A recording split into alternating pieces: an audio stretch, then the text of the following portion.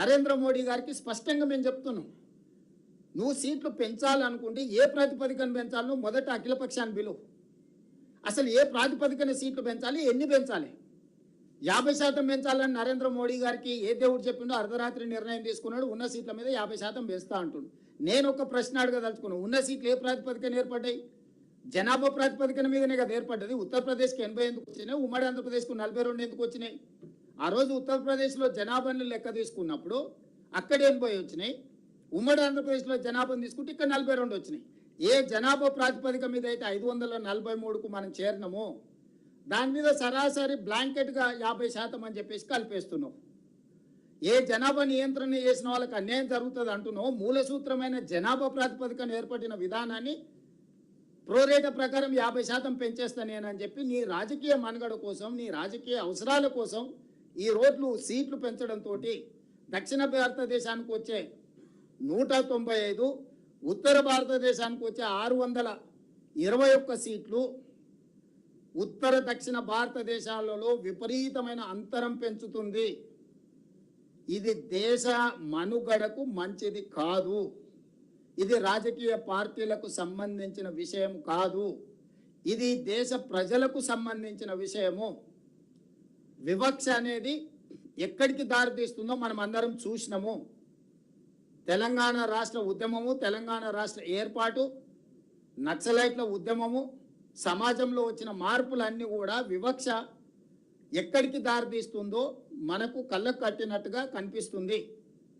ఈరోజు ఈ వివక్షను ఇంకా పెంచడానికి బీజేపీ ప్రయత్నం చేసుకుంటూ ప్రజల్ని మభ్యపెడుతూ చిన్న రాష్ట్రాలకు, ముఖ్యంగా దక్షిణాది రాష్ట్రాలకు అన్యాయం చేసుకుంటూ మేము ఏమీ చేయడం లేదు, ఇది ఒక అద్భుతమైన బిల్లు, ఈ అద్భుతమైన బిల్లుకు మీరు అనుకూలంగా లేరు, మీరు మహిళా వ్యతిరేకులా అని మహిళల ముసుగులో ఆనాడు యుద్ధం చేసినప్పుడు కూడా సికండిని అడ్డం పెట్టుకొని చేసిరు. ఈరోజు మీరు సీట్లు పెంచే అధికార దాహానికి మహిళల్ని అడ్డం పెట్టుకోకండి. మహిళా బిల్లుకు మేము సంపూర్ణంగా మద్దతు ఇస్తున్నాం. మహిళా బిల్లు తక్షణమే అమలు జరగాలి. ఉన్న ప్రాతిపదికన 543 లోక్సభ స్థానాలలో 33% 181 సీట్లు మహిళలకు ఇచ్చేసేయండి తక్షణమే. తెలంగాణ రాష్ట్రంలో ఉన్న 119 అసెంబ్లీలలో మహిళలకు 140 అసెంబ్లీ సీట్లను తక్షణమే మీరు మహిళా రిజర్వేషన్లు చేయండి. ఉన్న అసెంబ్లీలు, ఉన్న లోక్సభ స్థానాలకు 1/3 ప్రకారం మహిళా రిజర్వేషన్లు చేయండి. అన్అపోజ్డ్గా మేము మద్దతు పలుకుతాం. సీట్ల పెంపు, నియోజకవర్గాల పునర్విభజన, ఇది రెండవ అంశం, నిగూఢమైన అంశం. ఇందులో ఉన్న కుట్ర ప్రజలకు చెప్పాలి.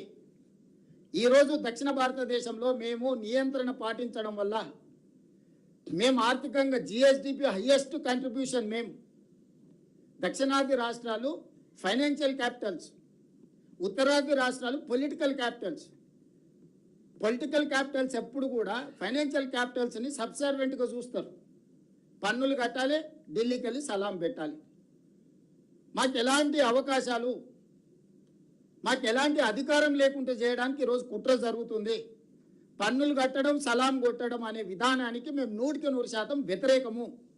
నేను నిర్దిష్టంగా చెప్పదలుచుకున్న నరేంద్ర మోడీ గారికి, మీరు చేస్తున్న కుట్ర దీర్ఘకాలంలో ఈ దేశానికి చాలా పెద్ద సమస్యగా, విపత్తుగా మారుతుంది. ఇది ఏమాత్రం మంచిది కాదు. కాబట్టి ఈరోజు మీరు అనొచ్చు, మీరు గుడ్డిగా వ్యతిరేకిస్తే మరి దీనికి పరిష్కారం ఏందని. అందుకే హైబ్రిడ్ మోడల్ నేను ప్రపోజల్ చేయదలుచుకున్నా. ఈ హైబ్రిడ్ మోడల్లో మీరు 272 సీట్లు మీరు పెంచాలని నిర్ణయించుకున్నారు కదా, అందులో 50%, 136 సీట్లు మీరు చెప్పుకుంటున్న ప్రోరేట ప్రకారం ఇచ్చుకోండి. ఇంకొక 136 సీట్లు 50% ఉన్నాయి కదా, జిఎస్డిపి ప్రాతిపదికన దేశం యొక్క స్థూల ఆర్థిక ఉత్పత్తి ప్రాతిపదికన సీట్లను విభజించండి.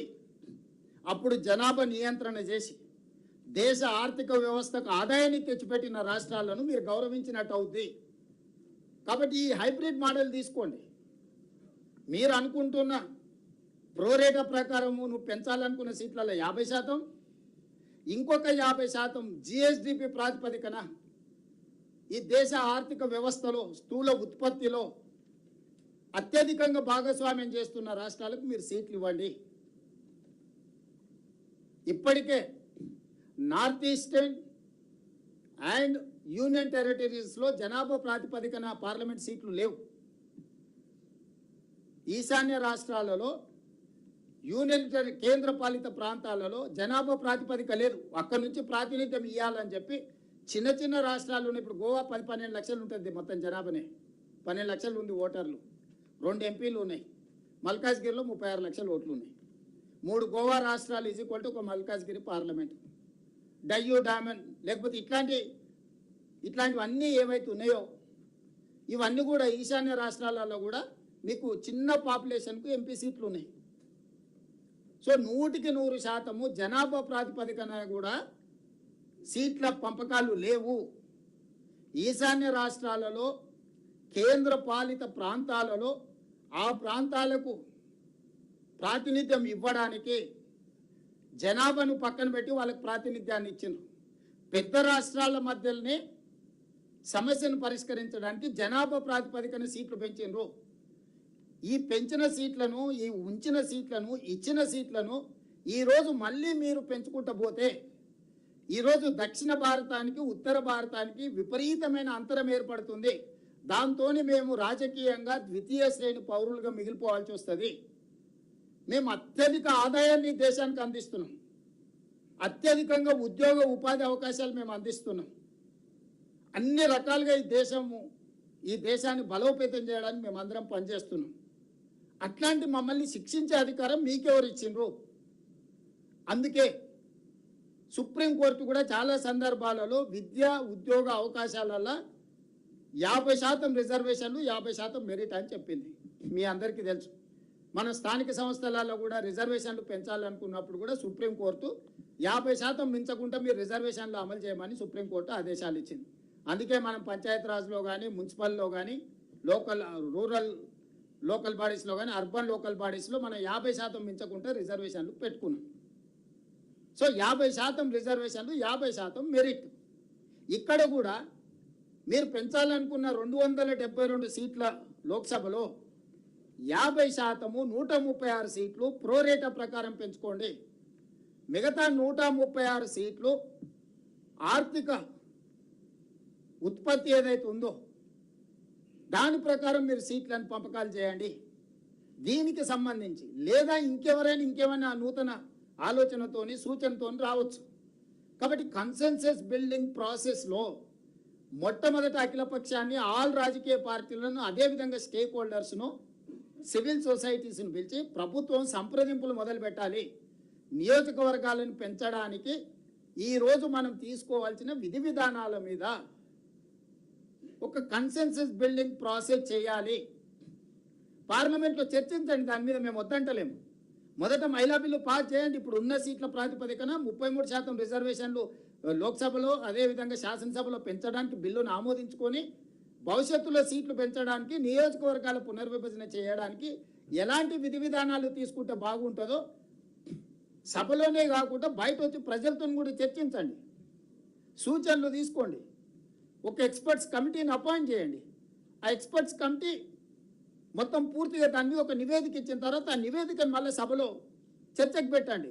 వివిధ శాసనసభలలో అభిప్రాయం తీసుకోండి. శాసనసభల తర్వాత లోక్సభలో, రాజ్యసభలో చర్చించండి. ఆ తర్వాత guidelines, terms of reference final చేసినాకనే మీరు నియోజకవర్గాల పునర్విభజన కానీ, నియోజకవర్గాల పెంపు కార్యక్రమం ముందుకు వెళ్దాము. ఈ లోపల మీరు ఆల్రెడీ జనగణన కోసము కేంద్ర ప్రభుత్వం నిర్ణయం తీసుకున్నది 2027 మార్చి 31 లోపల జనగణన పూర్తి చేయండి. ఈ లోపల అందరి అభిప్రాయాలు తీసుకోండి. వివిధ రాష్ట్రాల శాసనసభ అభిప్రాయాలు, యూనియన్ టెరిటరీల అభిప్రాయాలు, లోక్సభ అభిప్రాయాలు, ప్రజా సంఘాల అభిప్రాయాలు, వీళ్ళందరి అభిప్రాయాలు తీసుకొని 2027 బడ్జెట్ సమావేశాలలో జనాభా లెక్కలతో పాటు ఈ అభిప్రాయాలను కూడా క్రోడీకరించి చర్చ చేసి టర్మ్స్ ఆఫ్ రెఫరెన్స్ అక్కడ ఫైనల్ చేసి అక్కడి నుంచి 1 సంవత్సరంలో నియోజకవర్గాల పునర్విభజన ప్రక్రియ పూర్తి చేయొచ్చు. 2028 మార్చి వరకు ఈ ప్రక్రియ మొత్తం అయిపోతుంది. అంతే తప్ప హడావిడిగా అడ్డగోలుగా చేసి దేశంలో అనవసరమైన గందరగోళాన్ని సృష్టించి ఇది ఉత్తర భారతదేశానికి, దక్షిణ భారతదేశానికి ఒక వైరుధ్యాన్ని, లేకపోతే ఒక గ్యాప్ను పెంచడానికి మీరు దయచేసి ప్రయత్నం చెయ్యకండి అని చెప్పి మోడీ గారికి నేను సూచన చేయదలుచుకున్నా. అదేవిధంగా హిందీలో కూడా నేషనల్ మీడియా కూడా ఉందనుకుంటున్నాను. హిందీలో కూడా కొన్ని మాట్లాడాలనుకున్నా నేను. ఏంటంటే మనం తెలుగులో చెప్తే మోడీ నాకు అర్థం కాలేదని, ఆ తర్వాత నాకు అవసరం లేదని అనుకునే ప్రమాదం ఉంది. पत्रकार मित्र, आज तेलंगाना राज्य के तरफ से हमारे साथी मंत्री, तेलंगाना गवर्नमेंट एडवाइज़र, लोकसभा और शासन सभा मेंबर्स के साथ आज मैं कुछ बयान देना चाहता हूं। जो केंद्र सरकार, भारतीय जनता पार्टी, नरेंद्र मोदी जी जो कोशिश कर रहे हैं 16, 17, 18 तारीख लोकसभा राज्यसभा में कुछ बिल ले आकर बिल पास करवाने में बहुत जल्दी भागम दौड़ कोशिश कर रहा है। इसीलिए मैं 2